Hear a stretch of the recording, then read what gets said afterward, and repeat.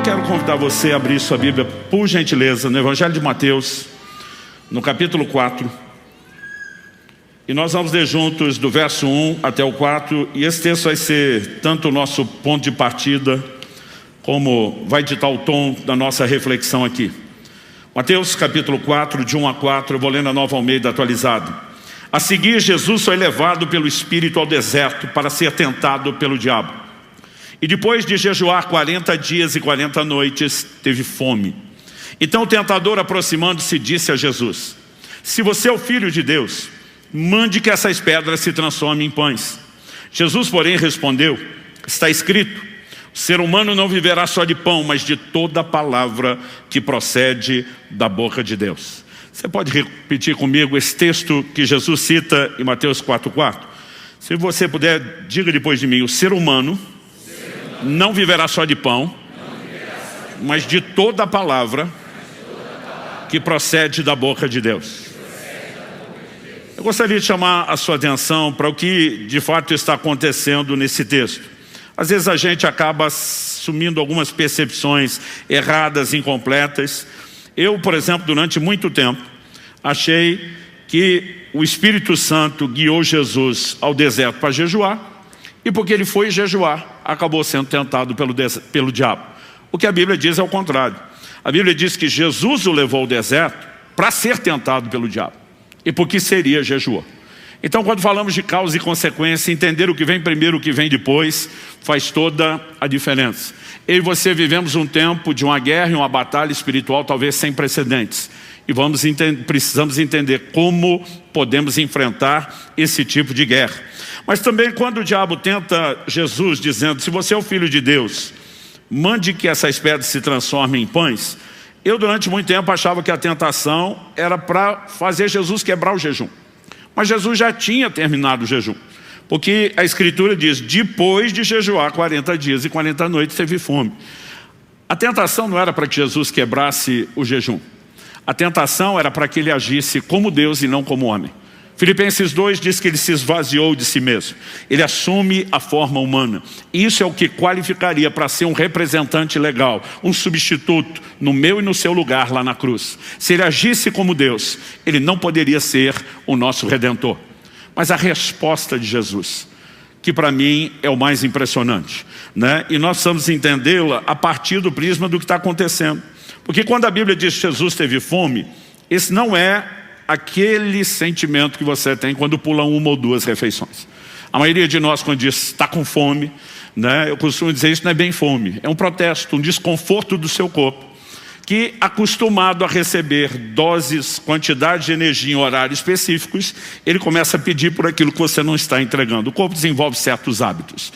Mas a energia que movimenta o seu corpo, glicose, vem de um grupo alimentar específico, carboidrato. Quando você não bota isso para dentro e falta energia, o corpo está gritando por energia, ele consegue se virar caso você não atenda ao pedido dele. Ele vai acessar uma fonte alternativa de energia, glicogênio, armazenado nos seus músculos e principalmente no fígado. O que é o glicogênio? Glicose você ingeriu antes, numa capacidade maior do que o seu corpo podia, né, gastar, virou essa reserva. Essa reserva, em no máximo 3 dias, ela se esgota, ela é curta. E quando se esgota, seu corpo vai acessar uma segunda fonte alternativa de energia, as reservas de gordura do corpo. O que são as reservas de gordura? Glicose que você ingeriu, em quantidade maior é o que seu corpo consumiria, maior do que aquilo que ele podia transformar em reserva de glicogênio, ele armazena como gordura. Na falta da glicose ou do glicogênio, ele faz o processo inverso. A glicose foi transformada em gordura, agora ele transforma a gordura em glicose para entregar energia ao seu corpo. Quando você entra nesse processo de queima de gordura, depois do 3º dia, nós chamamos isso, a ciência chama isso de cetose, porque a queima de gordura libera corpos cetônicos. Já ouviu falar da dieta cetogênica? Ela força o seu corpo a entrar nesse estado de queima de gordura quando você deixa de comer glicose. Mas é exatamente isso que acontece no jejum. Por que eu estou dizendo isso? Porque depois que você entrou em cetose, você não tem mais fome. A maioria das pessoas acha o jejum difícil demais, porque normalmente nunca passou do 1º dia. Pastor, no 2º melhora? Piora. E o terceiro, melhor em relação ao segundo, mas ainda é pior do que o primeiro. Mas depois que você entrou em cetose, você não tem mais fome. Porque seu corpo trocou um alimento externo pelo interno, que é a reserva de gordura. Com o tempo, eu aprendi a cortar a glicose 3, 4 dias antes de entrar no jejum. Eu já entro no jejum sem fome. Então, você não tem fome. Eu já fiz vários desses jejuns de 40 dias. Eu nunca tive fome. Quando Jesus teve fome, a Bíblia está dizendo que ele esgotou as reservas de gordura. É a fome real. É quando o corpo vai entrar no modo de inanição, consumo de tecido vivo. Isso aqui, nós não estamos falando, gente, de vontade de comer. Nós estamos falando de desespero. Nós estamos falando do mais básico instinto humano dado pelo Criador sendo ativado, que é a luta pela sobrevivência. Esse é o momento onde, se Jesus não comesse, uma vez que decidiu viver como homem, diante das leis naturais e não, como Deus, ele não teria sobrevivido. E eu quero chamar a sua atenção, porque eu nunca conheci uma pessoa que entrou no modo de fome de inanição. Sabemos que há casos que isso acontece, mas nunca conheci para conversar e fazer perguntas. Mas por algo menor do que isso, Esaú estava disposto a vender o seu direito de primogenitura. Então tenta imaginar o quão desesperador é essa fome, quando todo o seu corpo está gritando por sobrevivência.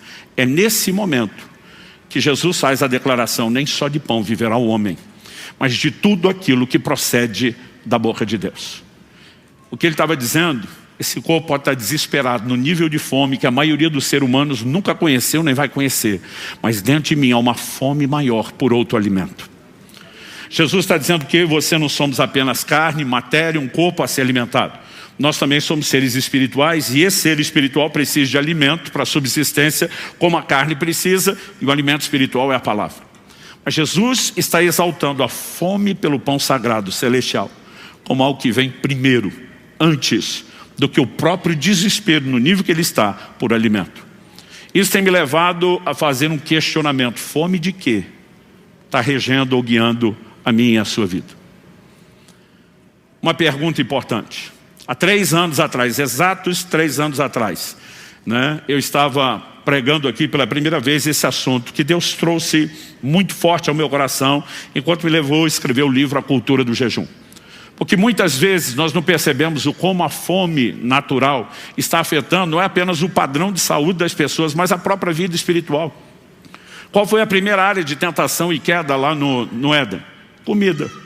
Porque Esaú vendeu o direito de primogenitura, como mencionei agora há pouco, por causa de comida. Números 11 fala que aquela geração que sai do Egito, com sinais, prodígios e milagres da parte de Deus, nunca antes visto. Deus os tira da escravidão. Números 11 diz que eles ficaram com saudade de voltar para o Egito, por causa da comida. Qual foi a primeira tentação que o diabo apresenta para Jesus? Transforma essas pedras em pães. Outro dia alguém falou: mas Cristo, o último Adão, diferente do primeiro, não caiu. Falei, ponto para ele. Mas o diabo atacar na mesma área remete àquela máxima do futebol que nós usamos no Brasil: o time que está ganhando não mexe. Pensa num assunto que tem se mostrado algo delicado, não apenas quando falamos de saúde, mas pelo próprio prisma das coisas espirituais. O apetite, a fome, e se você gasta tempo prestando atenção na Escritura, é assustador. Tem levado muitas pessoas ao erro. Mas Jesus nesse momento está dizendo: eu fico firme, não há chance de você, Satanás, me derrubar, porque dentro de mim há uma fome maior por um alimento superior. E nós precisamos entender essa questão de fome. A partir desse questionamento, eu comecei a perceber na palavra de Deus o alto volume, a recorrência de abordagens desses exemplos. Então, em primeiro lugar, eu quero enfatizar aqui que não só Jesus está dizendo: olha, o homem não vive só do pão natural, que alimenta o corpo, mas também da palavra de Deus, que alimenta o espírito. Evidente que ele está deixando claro que nós temos 2 tipos de alimento. Por quê? Em João 3,6, Jesus diz para Nicodemos: o que é nascido da carne é carne, o que é nascido do espírito é espírito. E normalmente a gente diz: você não é um ou outro, você é tanto um quanto o outro, e precisa dos 2 tipos de alimento. Mas há vários momentos nas Escrituras onde a ideia dos 2 tipos de alimento, ela é apresentada não apenas como: olha, nós precisamos dos 2, mas muitas vezes a ênfase é que um alimento pode interferir na maneira como nós lidamos com o outro. E aqui nós estamos falando de como o natural pode afetar o plano espiritual. Em Lucas, no capítulo 8, no verso 14, na parábola do semeador, Jesus fala que uma semente caiu entre espinhos. Em outro evangelho, a Bíblia diz que os espinhos cresceram. Porque esse é o tipo de coisa que você não se livra dele, ele cresce, ele aumenta na sua vida. Mas Jesus, em Lucas 8,14, explica. Ele diz o que são os espinhos. Foram sufocados com as preocupações, as riquezas e os prazeres dessa vida. Ele fala de 3 coisas que podem ser interpretadas como espinhos que sufocam a ação da palavra: preocupações, riquezas, prazeres. Sabe o que é curioso? A nossa relação com o alimento mexe nessas 3 áreas. Preocupações. A maior parte da população levanta, acorda de manhã para garantir a sobrevivência. Trabalha para ganhar o pão, a subsistência, literalmente. E a maior parte da preocupação das pessoas começa com a questão da subsistência, da sobrevivência. Quem rompe esse modo e começa a prosperar, entra no outro padrão, riqueza, que vai trazer outro tipo de preocupação, mas normalmente, quanto maior é o padrão de vida, não apenas mais, mas principalmente, melhor se come. Não há como você desassociar o lugar que isso vai ocupar na vida das pessoas. Mas quando Jesus fala de prazeres, ele também está falando de um assunto que, de novo, vai envolver alimento, né? Deus nos deu paladar. É lógico que existem motivos fisiológicos para isso. Quando a glicose entra na sua boca, o seu pâncreas já reconhece e já está produzindo insulina para pegar aquela energia, distribuir. Mas Deus também queria que a gente tivesse prazer, porque senão ele poderia gerar a mesma percepção para o corpo reagir, sem que a gente sentisse muita diferença nisso. Na doutrina bíblica, nós podemos dizer que a relação com comida também envolve prazer, e eu não quero falar contra isso. Mas o que eu e você precisamos perceber é que há inúmeros textos que falam que o excesso com a relação de algumas coisas, inclusive alimentar, ela pode ofuscar a nossa percepção em relação à necessidade ou à importância do alimento espiritual. Olha o que diz Lucas 21:34, vou ler na tradução brasileira. Guardai-vos, para não suceder que os vossos corações fiquem pesados com o excesso no comer, no beber e com os cuidados dessa vida. O Evangelho de João nos mostra no capítulo 4, quando Jesus chega em Sicar, junto ao poço de Jacó, em Samaria. E a Bíblia diz que ele encontra uma certa mulher ali junto ao poço. Os discípulos haviam saído para buscar comida, né? O verso 8 diz que eles foram à cidade comprar alimentos. Jesus fica lá. Quando chegam, Jesus está conversando com a mulher. E João 4, de 31 a 34, diz assim: enquanto isso, os discípulos pediam a Jesus, dizendo: mestre, coma. Mas ele diz: tenho para comer uma comida que vocês não conhecem. Então os discípulos começaram a dizer entre si: será que alguém lhe trouxe algo para comer? Jesus lhes declarou: a minha comida consiste em fazer a vontade daquele que me enviou e realizar a sua obra. Eles chegam, Jesus está ministrando a mulher. Mas eles interrompem Jesus, diz: mestre, coma. Tipo, não tem nada mais importante do que isso. E Jesus manda essa: a minha comida consiste em fazer a vontade daquele que me enviou e realizar a sua obra. Isso significa o quê, gente? Quando falamos de alimento espiritual, a maioria de nós pensa que o pão é apenas a leitura bíblica, a meditação bíblica, ou no máximo você sentar a ouvir uma exposição de pregação e ensino como essa. Mas Jesus está dizendo que fazer a vontade, cumprir e obedecer a palavra é alimento. Ele está dizendo: isso para mim vem em primeiro lugar, né? E esse é o momento onde os discípulos têm dificuldade de entender o que Jesus está falando. Ele vai ter que chamar a atenção deles: levante os vossos olhos, vocês precisam ver os campos brancos. Mas evidente que na forma como Jesus está apresentando, né, a declaração dele, o ensino, o confronto, a orientação aos discípulos, ele quer que eles percebam que existe algo mais importante do que apenas comer. Repito, não estamos dizendo que eu e você não podemos ficar empolgados. Deuteronômio 8:10 diz: vocês comerão, se fartarão, louvarão o nome do Senhor seu Deus. A maioria de nós agradece a Deus antes de comer. Eu espero que você faça isso, porque é parte da doutrina bíblica, né? Paulo fala de receber os alimentos que Deus criou com ação de graças. Nós precisamos ser gratos a Deus. Mas a Bíblia também fala de louvar depois. Ontem, por exemplo, foi um dia que depois do almoço eu louvei a Deus o dia inteiro pelo almoço, né? Porque pensa na comida que estava boa. Não existe nenhum problema em que você aprecie, em que você se deleite. Aliás, em Neemias 8:10, que a gente costuma pegar só a parte: a alegria do Senhor é a vossa força. Se você olhar o texto inteiro, a Bíblia diz: comam carnes gordas, bebam bebidas doces, mandem porções aos que não têm nada preparado para si, porque esse é dia consagrado ao nosso Senhor. E não fiquem tristes, porque a alegria do Senhor é a força de vocês. Estava falando de uma festa solene, todo mundo ia sentar para comer, se regozijar juntos, e ele diz, nós vamos nos alegrar no Senhor. Ou seja, nós não estamos dizendo que não pode haver deleite, que não existe, né, algo que se praticar de forma adequada não dê problema, mas o que eu e você precisamos entender é que a Bíblia fala da possibilidade de que uma coisa afete a outra. Segundo lugar, quando Jesus nos seus ensinos, e não apenas nosso Senhor, mas ao longo de toda a Escritura, quando a Bíblia fala tanto de fome como de saciedade, nós precisamos entender como essas coisas se relacionam, não só com o alimento natural, mas também com o alimento espiritual. Salmo 42, 2, minha alma tem sede de Deus, do Deus vivo. Quando irei, me apresentarei diante da face de Deus. Mateus 5, 6, bem-aventurados os que têm fome e sede de justiça, porque serão saciados. Ele está falando de fome, que não é por alimento natural, mas também está falando de saciedade, né, que não vem do alimento natural. Em João 6,35, Jesus diz, eu sou o pão da vida, quem vem a mim jamais terá fome, quem crê em mim jamais terá sede. À medida que olhamos para as Escrituras, a gente percebe não só que tem dois tipos de alimento, mas que não só no natural como no espiritual, a Bíblia também fala de fome e saciedade. Dito isso, eu queria que você observasse uma declaração que o próprio Jesus faz no Sermão do Monte. Isso foi registrado por Lucas. Lucas capítulo 6, verso 21. Bem-aventurados são vocês que agora têm fome, porque serão saciados. Ele está falando de fome e saciedade. Eu, durante muito tempo, achava que Jesus, lendo esse texto, estava falando de fome natural, saciedade natural. Bem-aventurado vocês que têm fome, alguma necessidade. O Pai cuida de vocês, vai suprir. Vocês estarão saciados. O problema é que alguns versículos depois, em Lucas 6,25, Jesus diz, ai de vocês que agora estão fartos, porque vocês vão passar fome. E aí, se Jesus estiver fazendo as duas declarações no plano natural, nós temos uma coisa confusa. Então vamos para a primeira.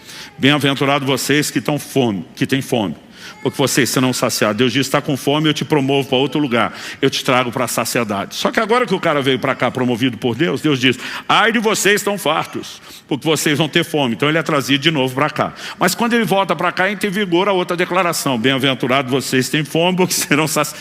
Gente, nós estamos falando de um loop sem fim, ilógico. E não é assim que a Escritura trabalha. O que eu e você precisamos entender é que Jesus não estava falando meramente de questões naturais. E talvez a melhor forma da gente entender, né, o que ele está dizendo, vocês têm fome. Ao longo de toda a Escritura, o interesse é algo, né, que eu costumo chamá-lo de a moeda de troca no reino de Deus. E muitas vezes ele é apresentado com a alegoria da fome, é apresentado com a alegoria da sede. Né? O que significa isso? Né, o interesse ser a moeda de troca. Não estou falando de compra literal, mas Jesus usa essa alegoria no livro do Apocalipse. Ele aconselha o anjo da igreja de Laodiceia, aconselho-te que de mim compres ouro refinado pelo fogo, vestes brancas para que te viste, colírio para ungir os teus olhos a fim de que você veja. Ele não está falando de comprar com dinheiro, mas o que ele está dizendo é, você me oferece algo para acessar o que eu tenho, e isso se chama interação. Mesmo quando a gente fala da graça, onde não tem mérito, Romanos 5,2 diz, pela fé temos acesso à graça. Para acessar o que Deus está disponibilizando, a gente tem que entrar com algo. E nós precisamos entender que para acessar as coisas de Deus tem que haver interesse. O próprio Jesus no Sermão do Monte diz, não deis aos cães aquilo que é santo, e não deis pérolas aos porcos. Ele não estava achando que alguém ia sair jogando pérola de verdade, literalmente, para os porcos. Mas o que ele está dizendo, você não entrega algo de valor para quem não reconhece o valor daquilo. Agora a pergunta é, Deus nos mandaria fazer algo que Ele primeiro não faz? Se Ele está dizendo que não é para a gente dar algo de valor para quem não reconhece o valor, você acha que Ele vai entregar? Se existe algo que é uma chave para que a gente possa acessar um lugar diferenciado da comunhão com Deus, das manifestações do seu poder, se chama interesse. Muitas vezes é apresentado na alegoria da fome, outras da sede. Você olha para Isaías 44, 3, o Senhor diz, derramarei água sobre o sedento. Por que sobre o sedento? Porque ele vai aproveitar a água, porque ele não vai desperdiçar a água, porque ele está valorizando a água. E diversas afirmações bíblicas, nós vamos encontrar exatamente as mesmas declarações. Como por exemplo, Isaías 55, 1. Ah, todos vocês têm sede, venham às águas. Vocês têm dinheiro, venham, comprem, comam. Sim, venham e comprem, sem dinheiro e sem preço, vinho e leite. Como é que se compra sem dinheiro? Normalmente, para quem não tem dinheiro, a gente diz que é o 0800, o vulgo na faixa, é doação. Mas Deus está dizendo, você vai comprar. Você tem que vir com alguma coisa. Deus está dizendo, você tem sede, eu te dou água. Você tem fome, eu te dou comida. Né? Eu vou entregar aquilo que você, de fato, almeja. E quando falamos disso, nós precisamos entender a importância de fome ou sede no plano espiritual. Só quando Jesus, e eu quero voltar agora no Sermão do Monte, diz, ai de vocês que agora estão fartos, porque vão passar fome. Ele não está falando do farto, barriga cheia, literal. Ele está dizendo de gente que está aproximando de Jesus sem interesse pelas coisas espirituais. E ele está dizendo, quando a fome bater, vai ser tarde. Porque existe uma janela de oportunidade para que se aproveite. E vocês não estão aproveitando. E quando vocês tiver fome, ela não mais será atendida. Isso concorda com a profecia de Amós.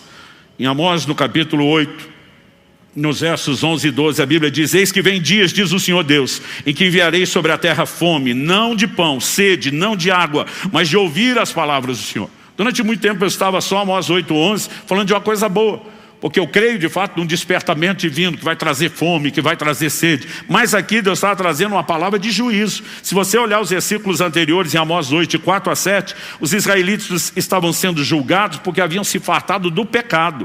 E agora Deus está dizendo, eu vou enviar fome de algo que vocês nunca acostumaram consumir. Fome e sede da minha palavra. Mas no verso seguinte, o 12, ele diz, andarão de mar a mar, do norte ao oriente, correrão por toda parte procurando a palavra do Senhor, mas não acharão. E diz, a hora que a fome entrar, vocês não podem mais ser saciados.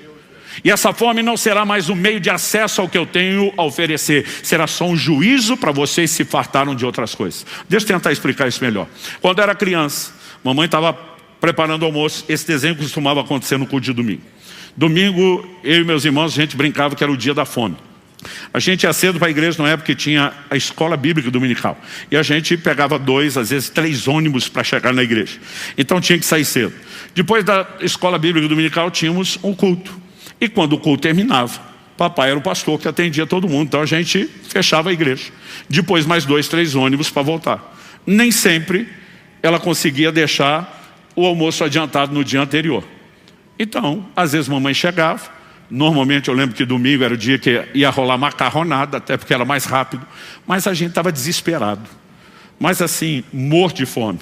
Agora se a gente falasse para a dona Zendi, que está sentado ali na primeira fila, e pedisse para comer alguma coisa antes, era assim, um risco potencial de dona Zeni soltar os 4 cavaleiros do Apocalipse para cima da gente. Porque ela dizia, se vocês comer porcaria antes, a hora que eu colocar comida de verdade, vocês não têm mais fome, não têm apetite. Isso era na época que as mães eram raiz. Hoje elas estão muito Nutella, né? Mas na época que mãe de verdade agia desse jeito, a gente nem ousava. Eu creio que Jesus está trabalhando exatamente a mesma lógica. Ele diz, olha, aqueles que têm fome pelas coisas de Deus serão saciados.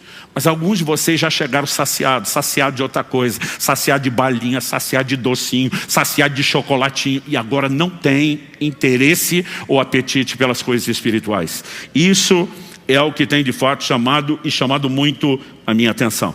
Eu comecei a perceber nas Escrituras o quão sério esse assunto é, a ponto de podemos declarar que a fartura natural pode contribuir com indiferença espiritual.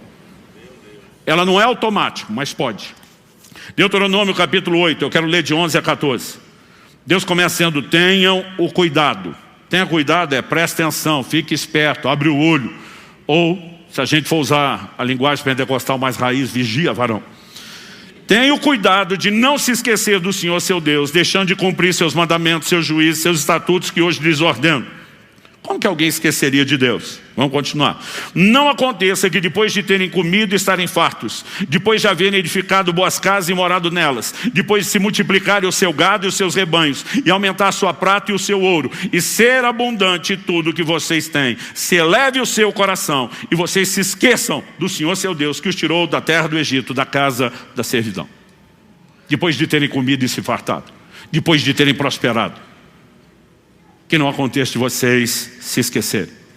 Então, quando a gente fala de fome e saciedade, a gente não pode olhar só para o alimento natural.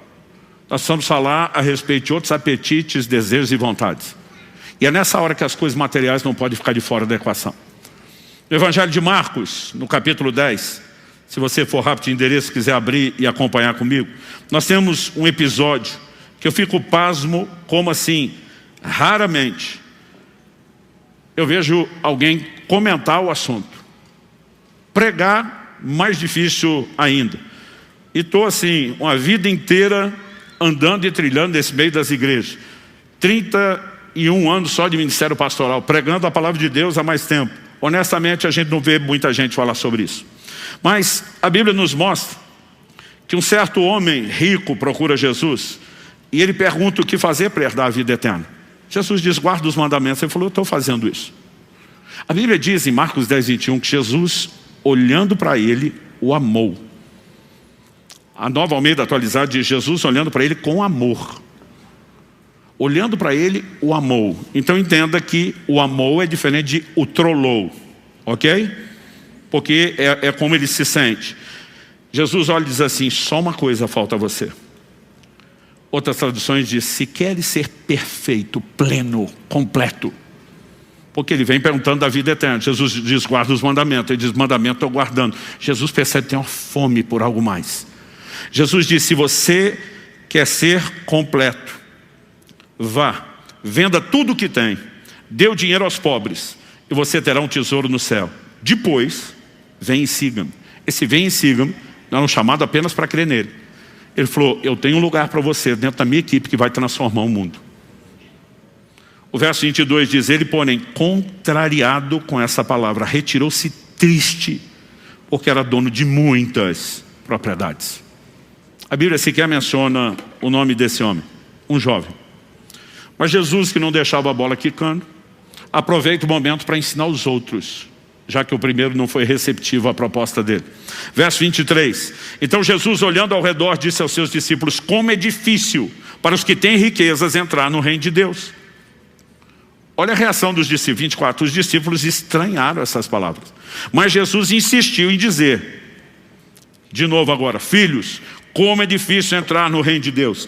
É mais fácil um camelo passar pelo fundo de uma agulha do que um rico entrar no reino de Deus. Eles ficaram muito admirados, dizendo entre si, sendo assim, quem pode ser salvo? Jesus, olhando para eles, disse, para os seres humanos é impossível, contudo não para Deus, porque para Deus tudo é possível. Então Pedro começou a dizer-lhe, eis que nós deixamos tudo e seguimos o Senhor. E Jesus respondeu, em verdade lhes digo, que não há ninguém que tenha deixado casa, irmãos e irmãs, mãe, pai, filhos ou campos, por minha causa e por causa do Evangelho, que não receba já no presente 100 vezes mais casas, irmãos e irmãs, mães, filhos e campos, com perseguições, e no mundo por vir receberá a vida eterna.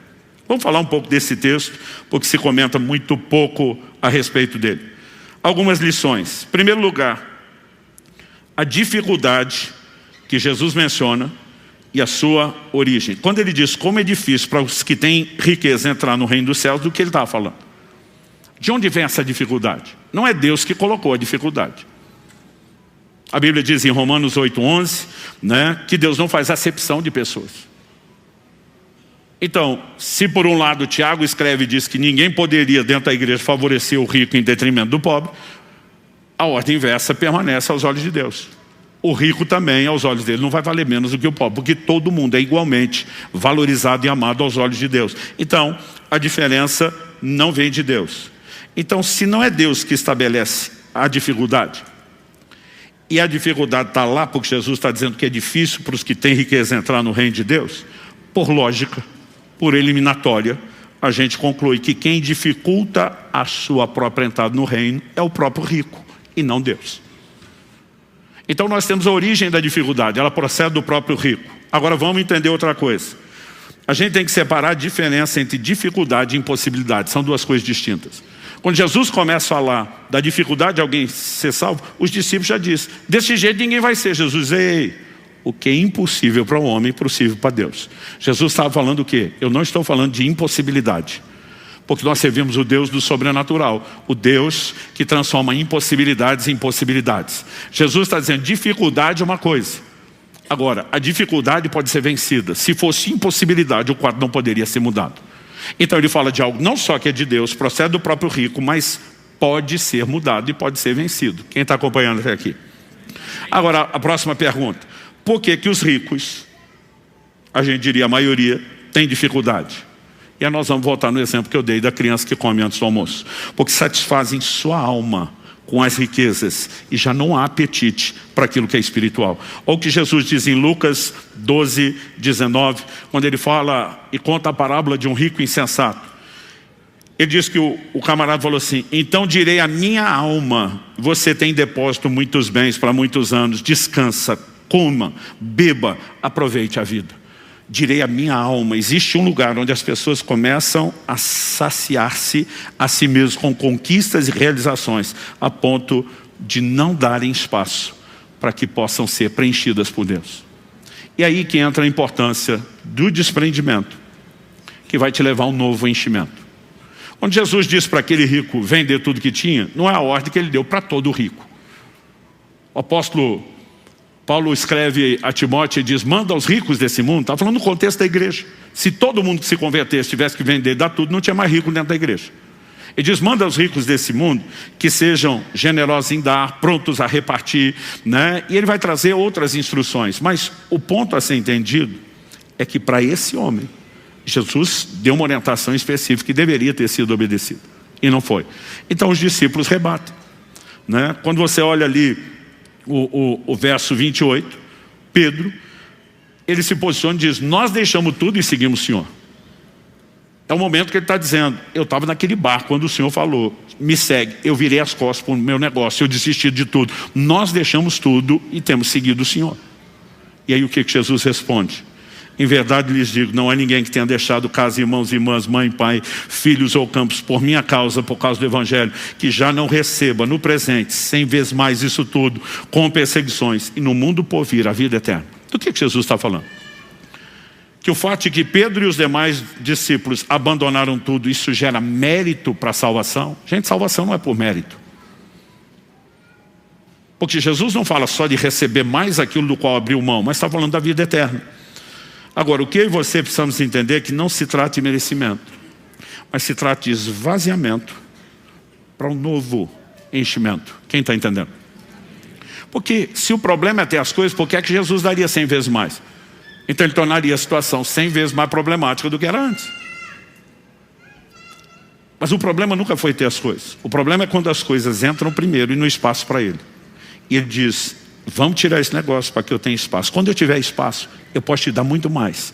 Porque se essas coisas não concorrerem com o meu lugar, não há nenhum problema em que você as tenha. Os antigos definiam a avareza assim: o avarento não possui as coisas, só as coisas que o possuem. Eu gosto de dizer que o problema não é o crente ter dinheiro, o problema é o dinheiro ter o crente. É quando nós falamos de saciedade.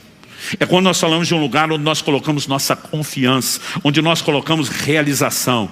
E a maioria dos crentes não tem noção do como isso os impede de entrar num lugar de saciedade espiritual.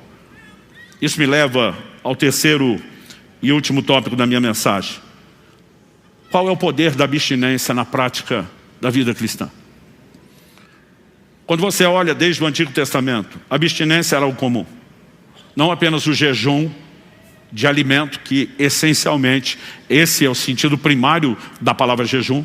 No grego do Novo Testamento, quando Jesus usava a expressão jejum, a palavra é nestil, é uma palavra composta. Ne é um prefixo de negação, estil é comida. Então jejuar em essência é não comer. Só que ao longo dos séculos, na maioria das línguas, a palavra jejum virou sinônimo de qualquer tipo de abstinência. Então às vezes você está lendo uma matéria, né, que um jornalista escreveu uma matéria esportiva e ele vai mencionar determinado time que está em jejum de títulos. Ele pode mencionar um determinado atacante que está em jejum de gols. E por conta disso, nós começamos a relativizar até demais o jejum.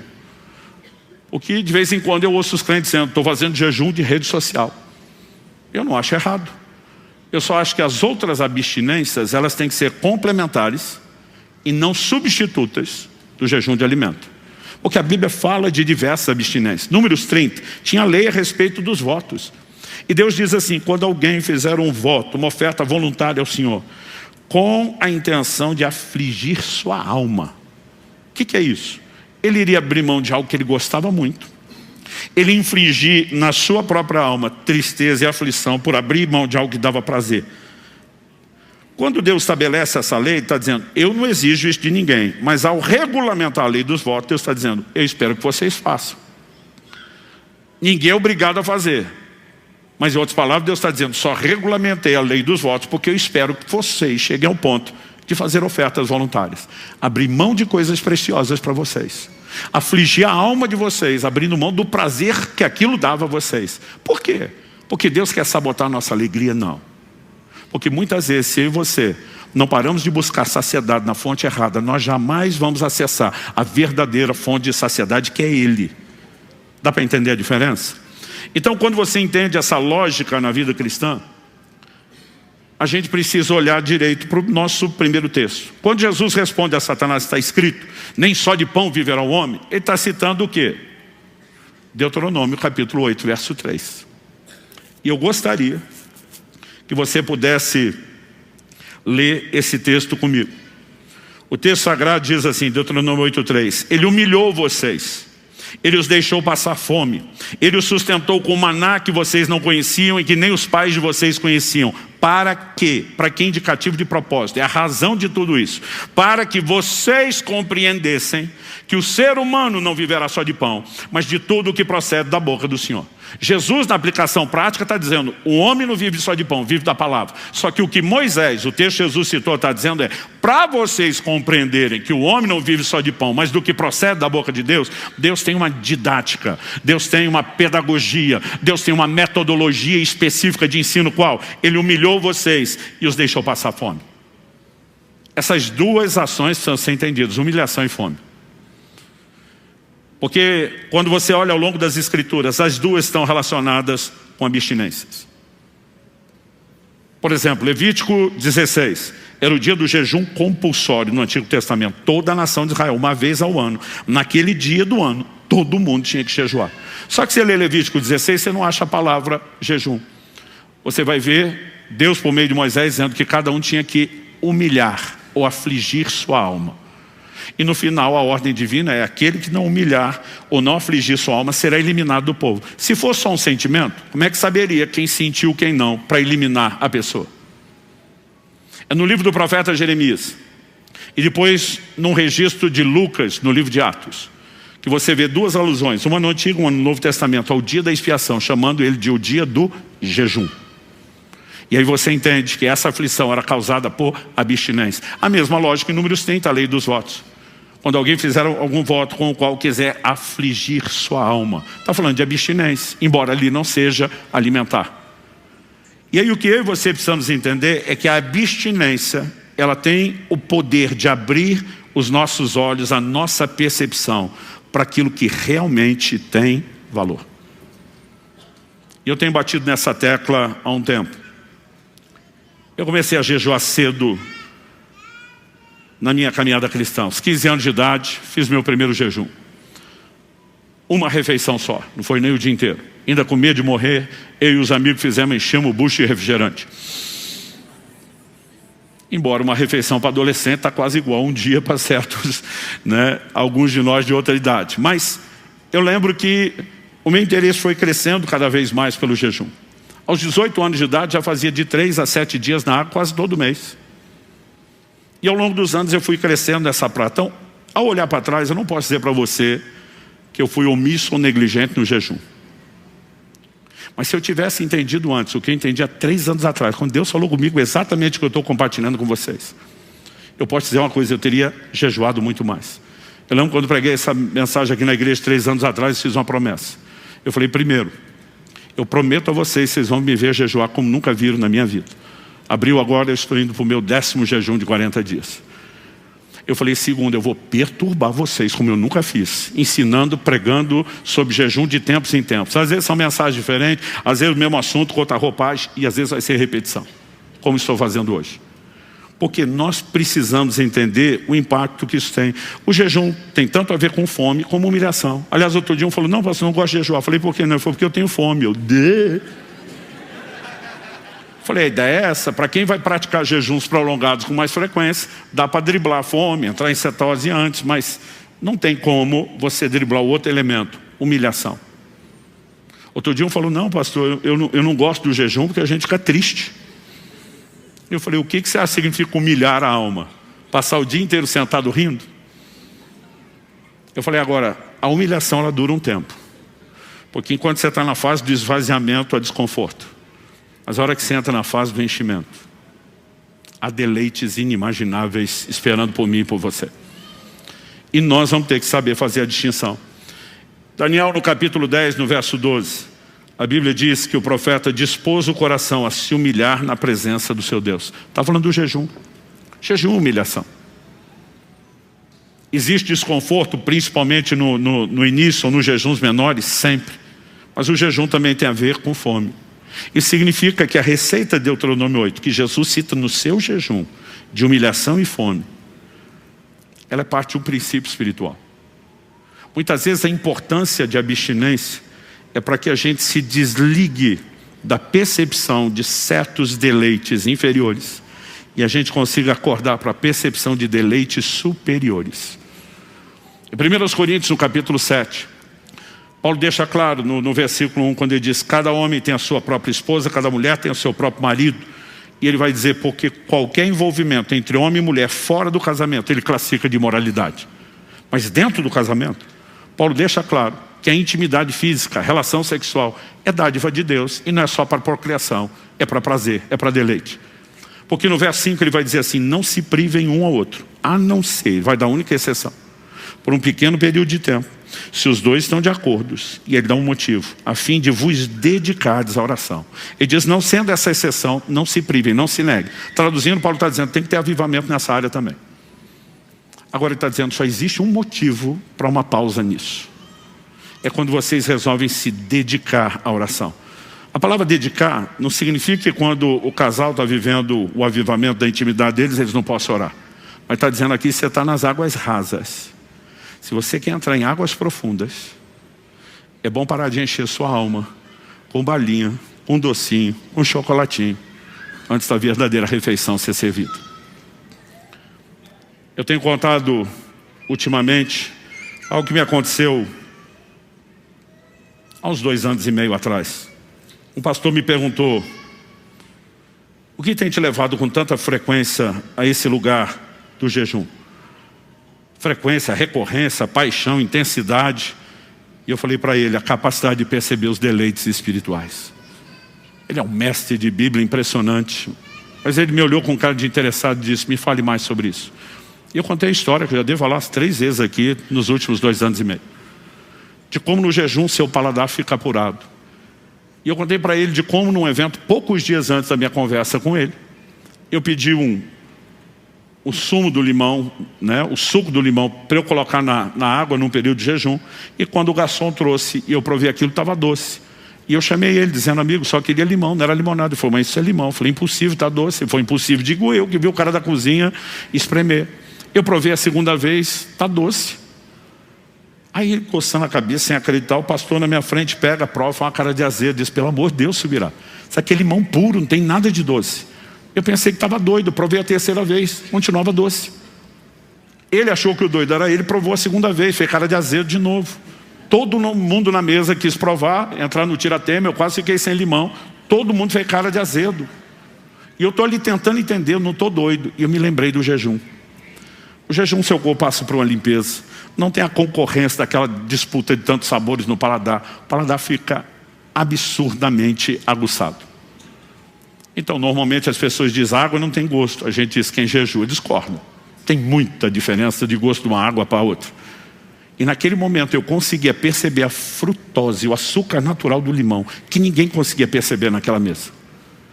E eu contei isso para o pastor, dizendo o que o jejum faz pelo meu paladar, fisiologicamente. Ele tem produzido na minha vida espiritual. Porque muitas vezes eu estou com a Bíblia aberta. E a pergunta é isso, sempre foi doce desse jeito, e eu que não percebia? Ou em alguns momentos de oração e adoração, a minha pergunta para Deus é, eu estou te servindo a vida inteira, e isso era doce desse jeito, e eu ainda não sabia? Só que na mesma conversa que eu tive com esse pastor, eu falei para ele, mas outros dias, antes de eu estar aqui com você, depois do limão, eu estava com outro grupo de pastores, sentei com eles à mesa só para ter comunhão, não ia comer, e observei que um deles no final Pegou como sobremesa uma salada de fruta. Para quem o limão está doce, você imagina as outras frutas? Só que eu vi o abençoado virando uma lata de leite condensado em cima daquilo aqui, foi me dando um desespero. A vontade de voar por cima da mesa no pescoço dele, gritar com ele, dizer: você não precisa disso, você está estragando o doce da fruta. Mas a primeira coisa que eu lembrei é, quando eu consumia açúcar feito doido como ele, eu também não sentia mais o doce da fruta. E se ele não passar pelo processo que eu passei, de tirar o açúcar, ele jamais vai sentir o doce da fruta que eu sei que está lá. E naquela hora eu pensei, não adianta brigar. Ou ele passa pelo processo, ou nada do que eu falar vai fazer sentido para ele. Onde eu quero chegar? Quando o apóstolo Paulo está dizendo que marido e mulher às vezes podem e até deveriam dar uma pausa na intimidade, ele não está dizendo que isso é errado. Assim como quando a gente deixa de comer, a gente não deixa de comer porque comer é errado. Mas ele está dizendo que às vezes você tem que dar uma pausa no leite condensado para resgatar a percepção do verdadeiro doce, o doce da fruta. Deus sempre esperou ser a fonte da nossa saciedade. E de alguma forma o ser humano busca tudo, às vezes mesmo servindo a Deus, mas nós sempre temos uma busca complementar, tentando encher nossa alma com outras coisas. E nunca haverá saciedade verdadeira. Tudo aquilo que a gente acha estar saciando está apenas nos distraindo de realmente usufruir algo diferenciado que é em Deus. Eu sei que quando a gente fala do sobrenatural, quando estamos falando nesse fim de semana, a maioria só pensa nos milagres, nas intervenções de Deus. Mas nos últimos anos, meu grande desespero pelo sobrenatural é ter mais acesso à presença dEle, entrar nessas águas mais profundas. E à medida que eu e você começamos a pausar essas coisas, a gente percebe que muitas vezes se forçar a ter fome, se forçar a se privar de uma certa saciedade no natural, vai permitir que você entre num nível de reconhecimento e percepção da verdadeira fome, a fome por Ele. Eu lembro que 2 anos atrás minha mulher olhou para mim depois de uma experiência que eu tive de entrar num lugar de deleite de Deus que eu nunca tinha experimentado. Ela olhou para mim e falou: você está em crise? Eu falei: estou. Ah, foi a crise dos 50, eu já estava com 50 anos. Eu falei: não, eu cheguei aos 50 sem crise. Eu falei: a gente está vivendo a melhor fase em tudo. Nosso casamento, nossos filhos crescidos, casados, a adolescência, nos tornamos avós, a igreja. Eu falei: não tem área que a gente olhe que a gente não esteja vivendo o melhor momento. Falei até financeiramente. As primeiras décadas, esse ano vamos completar 30 anos de casamento, falei, era só a semeadura. Agora que a colheita começou. Ela falou: então qual é a crise? Eu falei: amor, durante anos a gente quis tanta coisa que a gente não podia. Ela falou: é verdade. Eu falei: agora que a gente pode, eu não quero mais. Ela falou: deve ser um sinal de maturidade. Eu falei: tomara, porque senão é autossabotagem. Ela falou: mas qual é a crise? Porque está tudo bem você não querer mais. Eu falei: a crise é ficar pensando por que é que nós perdemos tanto tempo querendo essas coisas, achando que elas nos satisfariam, para agora só depois de perceber que a gente pode ter acesso, que elas nunca vão gerar preenchimento. Eu não estou dizendo que elas não possam ser desfrutadas, mas elas têm que ser botadas no seu devido lugar. Eu falei: a gente podia ter usado muito melhor a verdadeira fonte de preenchimento do que a gente estava usando antes. Mas a gente estava distraído, preocupado, desejando, sonhando em ter essas coisas, como quem pensa, o dia que a gente alcançar, nossa vida vai ser melhor. Nós vamos ter mais alegria ou realização. Deixa eu te dizer, esse é um grande engano. E há uma voz vinda do coração de Deus, do trono de Deus nesse tempo. Ele não está nos chamando apenas para jejuar, para quebrar a força da carne. Não está nos chamando apenas para nos tornar mais sensíveis e nos preparar para as experiências com o sobrenatural. Existe algo mais forte do que isso. O jejum quebra o centro de gravidade. O centro de gravidade da terra puxa para baixo. O centro de gravidade do reino de Deus para cima. Buscar as coisas que são do alto, pensar nas coisas que são de cima. Quem começa a entrar nesse lugar com frequência, com recorrência, com intensidade, ele quebra o centro de gravidade da terra. Ele tem outro centro de gravidade. Ele passa a ser atraído por outros valores. Ele passa a ter outro tipo de fome e de sede. E ele tem um nível de saciedade que ninguém vai conseguir entender, porque é impossível explicar para quem não experimentou. E eu quero que você fique em pé para aparecer que está acabando. Eu lembrei que tem outro culto daqui a pouco.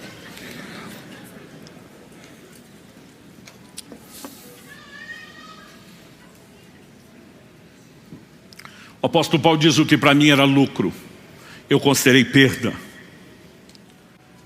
Ele diz: na verdade tenho todas as coisas, considero tudo como perda, por causa da sublimidade do conhecimento de Cristo Jesus, meu Senhor. Por causa dele perdi todas as coisas e as considero como lixo para ganhar Cristo. Ele não está falando só de coisa ruim, gente, de pecado, de problema. Aqui Paulo está dando perdido em tudo, até as coisas boas da vida. Ele diz: isso é lixo, isso não vale nada. Ele não está dizendo que você não pode usufruir. Ele está dizendo: antes era importante, antes eu dava valor, elas tinham muito valor.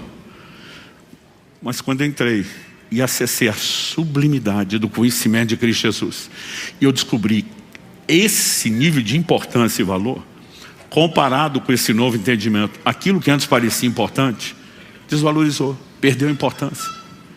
Em outras palavras, Paulo está dizendo: eu estou me lixando para essas coisas.